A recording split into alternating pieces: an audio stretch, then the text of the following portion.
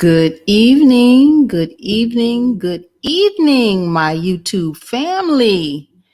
Today is Wednesday, March 24th. I had to look over at the calendar. Wednesday, March 24th, y'all. And you know what time it is. It is time for Keeping Up with Congress, y'all. I am Tamara Johnson Shealy. Please hit that like button. Please hit the share button, the subscribe, the notifications, y'all. Do all that good stuff so that these algorithms and they can hear us and see us and we can get all the attention that we need to let people know we ain't sleeping. We ain't sleeping and we're not going back to sleep, y'all. And that's what I'm afraid of. Good evening, family. I see you over there, Don. Good evening. Welcome to the broadcast. You know how we do here. We are holding our elected officials and our candidates accountable. We're looking for opportunities in legislation. Where is the money? Who is it going to? How do we get some of it, y'all? Let me share my screen. You know, this is always brought to you by Withhold the Vote. If you have not gone to the website, please do. Withholdthevote.org, withholdthevote.org. Go to the website. We are harnessing our political power. Withhold the vote does not mean don't vote. Please don't get it twisted. Don't run, go tell the wrong thing. It means that we're not going to the polls, showing up, giving this thing away for free, and getting nothing in exchange for our vote. The pimp game is over. It's over. We're going to the polls now with purpose, with intent, with some strategy. We're not going to the polls no more to give this vote away for free. And that's what they expect us to do. Just show up and vote. Vote for the Democrat. Vote for the Republican. Vote for the independent. Vote for the black person. Vote for the white person. No. Where's the strategy in that? None. So guess what? We're not going to the polls, showing up, voting, and giving this vote away for free. It's all about policy, y'all. It's about policy. So let's get this party started. You know, I always like to bring you some reparations information. This site here, I swear, y'all, Black Enterprise, I guess they selling it. They selling that site to death. It's such a junky site, y'all. I said it. I could barely read the article for all the doggone pop-ups, but this is a really good article. So I wanted to bring this to you. It says the priest, look at that. I can't even look. It won't even stay still. The priest pledged to raise $100 million for reparations to Black descendants of enslaved people. Y'all, this is our reparations, y'all. We're gonna get it how we can. Look, this is the worst site. Let me see here. Will it scroll? Barely, y'all. It says the largest association of descendants of enslaved ancestors and descendants of the enslavers have announced is entering into a partnership with the Jesuits priest. The partnership is named the Descendants Truth and Reconciliation Foundation. Y'all, this thing is moving on its own. This site is the worst. This organization is $1 billion vision to move the country toward deep racial healing. The foundation, which was created by the GU 272 Descendants Association and the Jesuits, is the first time, a partnership has been established between the descendants of enslaved persons and the descendants of the enslavers. The foundation is in the events of 1838, when 272 enslaved men, women, and children were sold by the Jesuits owners of Georgetown University to plantation owners in Louisiana. The Guardian reported that an order of Catholic priests had pledged 100 million in reparations to the descendants of Black people that it had enslaved and sold. We'll take it. Y'all, reparations, let's be real clear. It is federal, but damn it, we're going to take it wherever it comes from, right? They owe it. Everybody owe it. Everybody, damn it, guilty. Everybody guilty.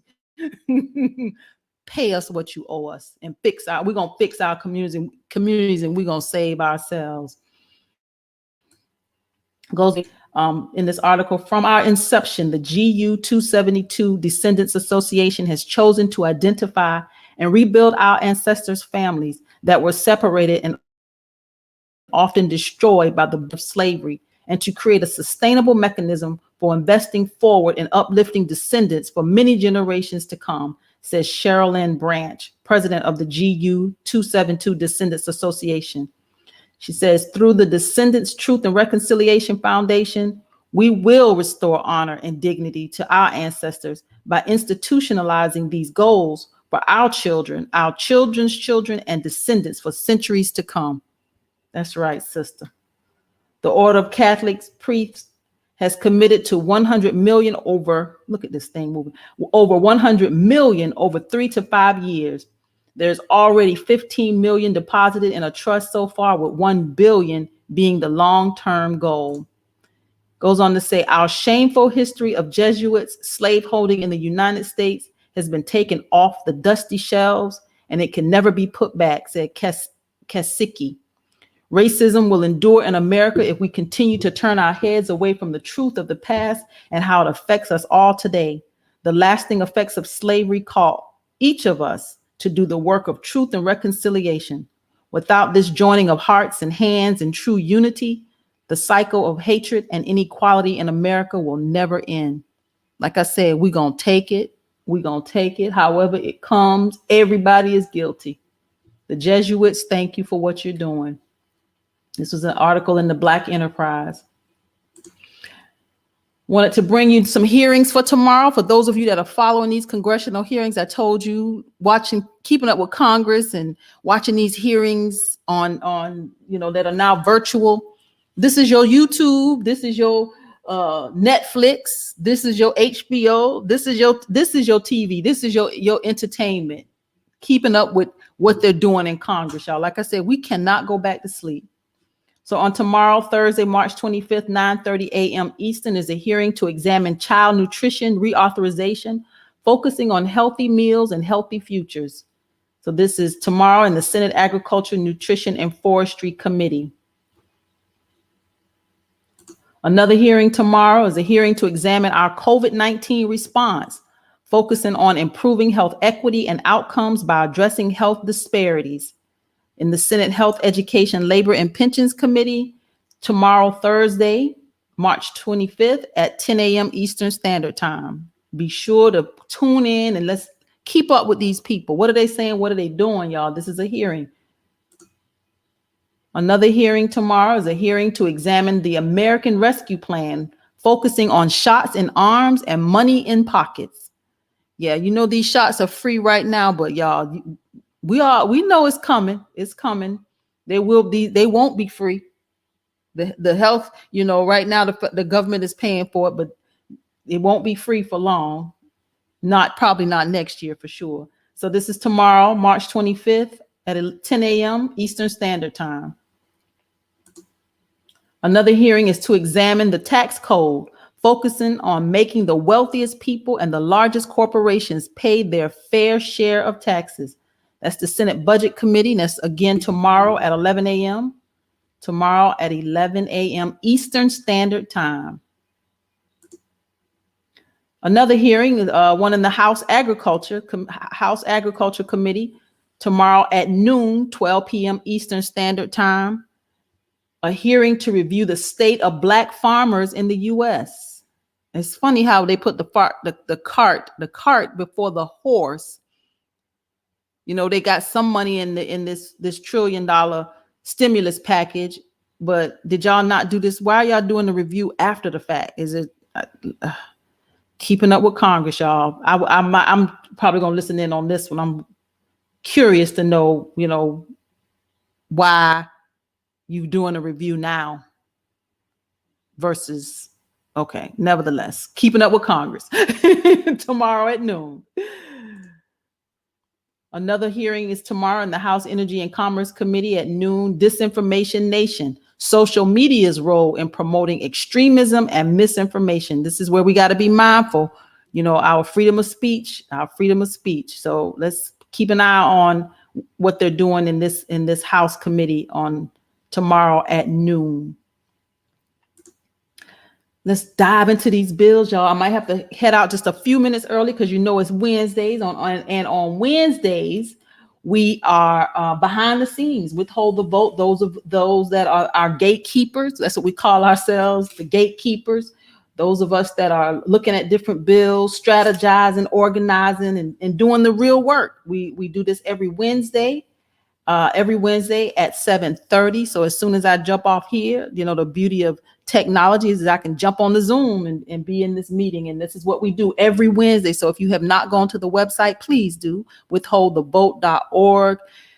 Go to the site, join us, support us. This is not work we can do alone. It's going to take all of us. It's going to take all of us. And whatever capacity you can do it, just do it, right?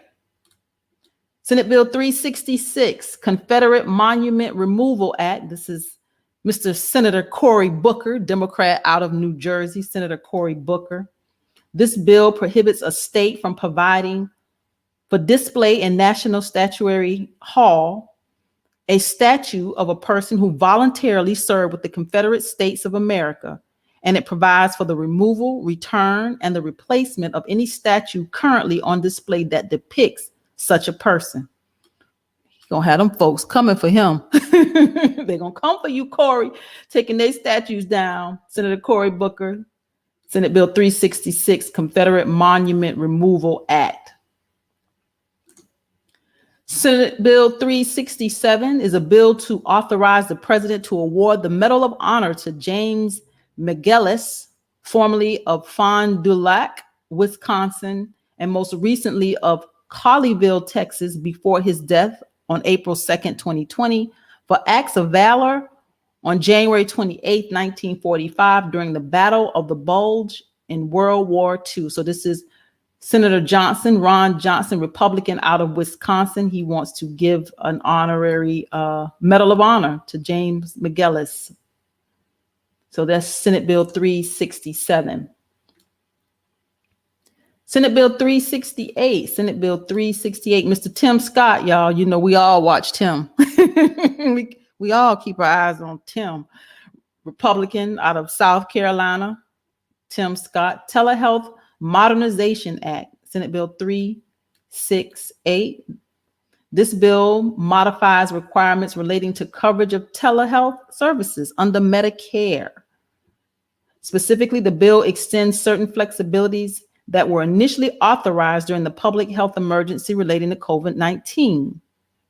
Goes on to say, among other things, the bill allows rural health clinics and federally qualified health centers to serve as the distance site. Goes on to say, as number 2, the home of a beneficiary to serve as the originating site. So this is specific to Medicare services. Senator Tim Scott, Republican, out of South Carolina, Senate Bill 368. Senate Bill 369 is a bill to authorize and appropriate funding for grants to Amtrak for the restoration of long distance routes and the rehiring of employees furloughed as a result of the COVID-19 pandemic. Democrat out of Montana, Senator John Tester, Democrat out of Montana. Y'all, I hadn't rode an Amtrak in so long, but 2019, I went to the Comcast hearing that was at the Supreme Court, and I decided to ride Amtrak. And the last time I rode Amtrak, I was like a kid with my grandmother. So I figured, well, this will be different. I can go, make it to this hearing and ride it to Washington, D.C. Y'all, I do have some crazy stories sometimes. So I got on that train, and time that thing took off, y'all, I got so damn sick. I was so sick. The shaking of that train, y'all, I was sick for 13 hours on the Amtrak. So I will never, ever, ever ride Amtrak again. But this is Amtrak, and this COVID. This sounds like a lot of people have lost their jobs.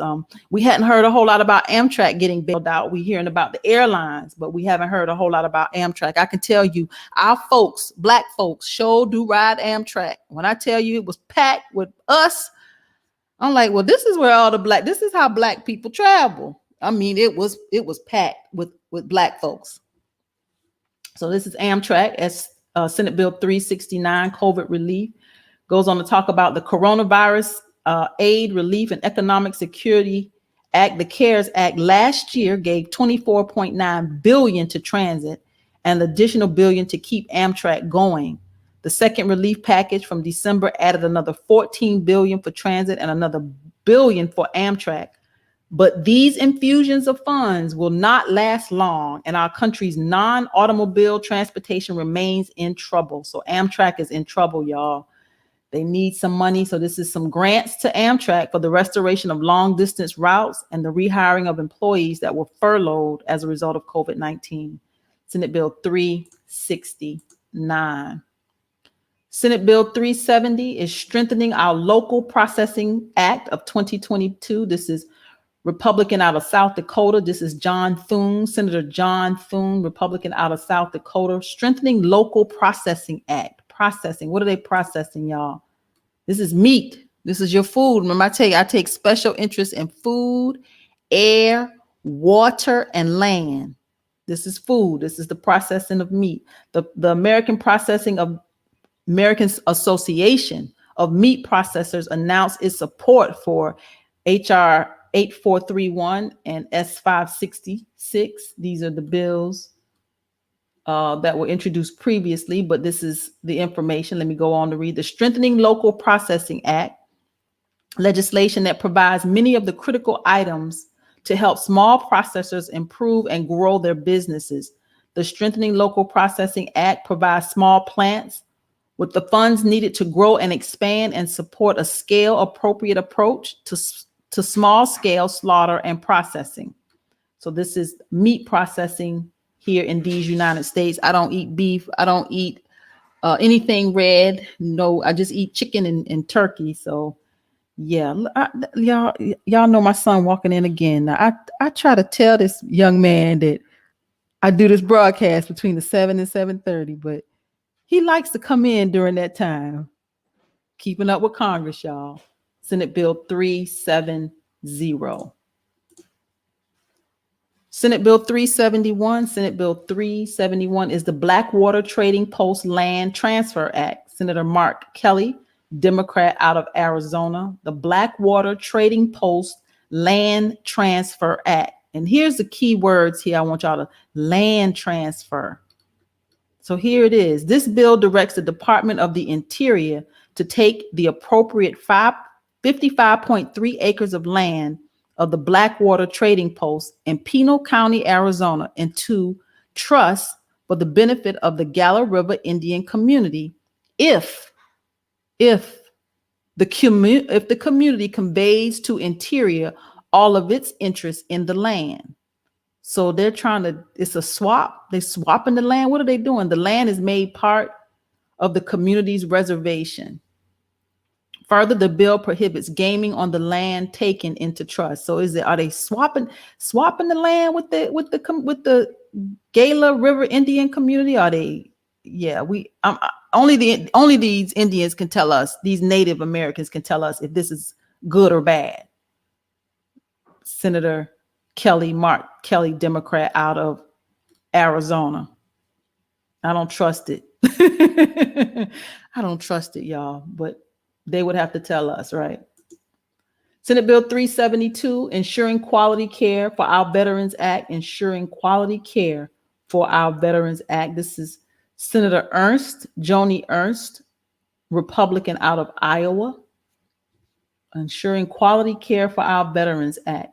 This bill directs the Department of Veterans Affairs, the VA, to contract with the non-federal organization to conduct a quality management review of hospital care or medical services furnished by each Veterans Health Administration provider whose license was terminated by a state licensing board based upon care or services provided in a non-VA facility. Yeah, these VA hospitals, y'all, I have heard some terrible stories. You know, I tell you, the things that we see a lot in Keeping Up with Congress is we see a lot of abortion bills, a lot of bills that are specific to our veterans, immigration, national security, gun legislation, and streamlining these processes to do the way they are conducting business in Congress. So our veterans, there's obviously a lot of work that needs to be done, and I'm glad that they're paying attention. Senator Joni Ernst, Senate Bill 372. Senate Bill 373 is the Benefit Act of 2021. This is Senator Wicker, Republican out of Mississippi. Senator Wicker, Republican out of Mississippi. This bill is the Better Empowerment Now to Enhance Framework and Improve Treatments. That's what the benefit stands for. This legislation will provide patients and advocates the ability to play a larger role in the Food and Drug Administration, the FDA's benefit risk framework for drug approval. Now, this sounds, I'm gonna let y'all tell me, millions of Americans living with rare diseases are waiting for groundbreaking drugs that could change their lives, Wicker said. The Benefit Act will put patients first, giving them a larger role in the drug approval process as researchers work to find more breakthroughs. Are they using these patients? These patients are, I guess, desperate. They're sick, they're ill, and they want to try these drugs. So they want to push the process. Goes on to say, for our healthcare system to better serve patients, it's crucial that we consider their experience in the Food and Drug Administration's drug approval process. This is what Klobuchar said.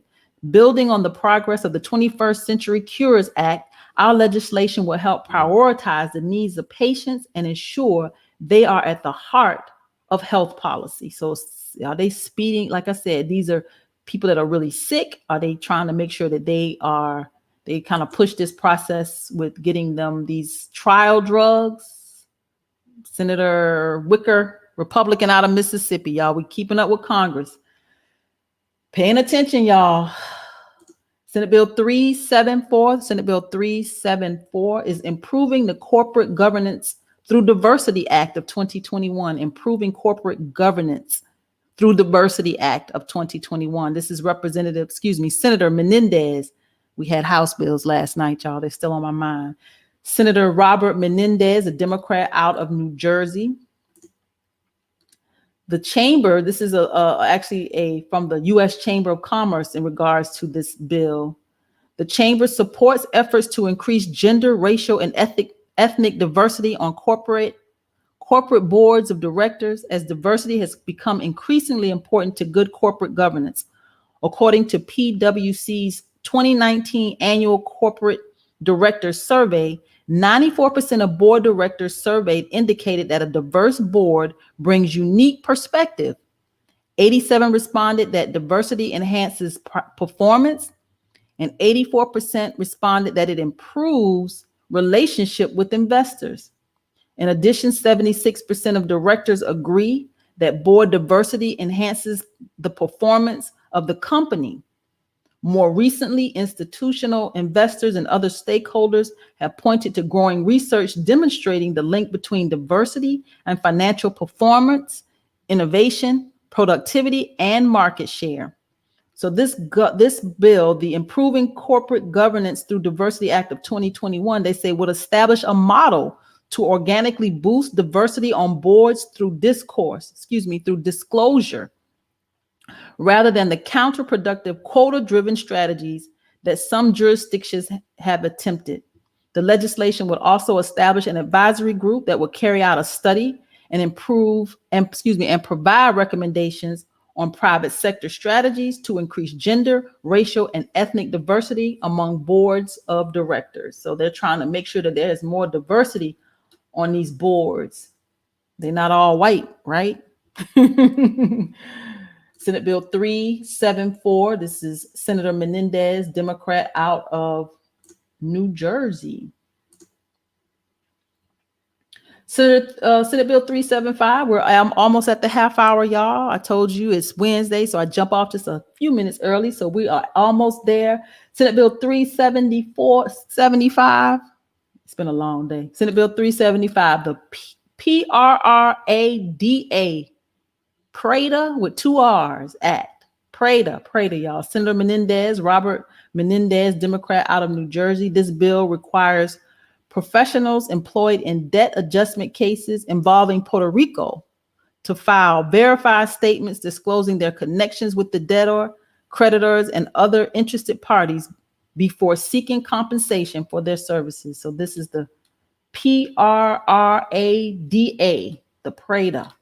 Senator Robert Menendez, Puerto Rico, y'all.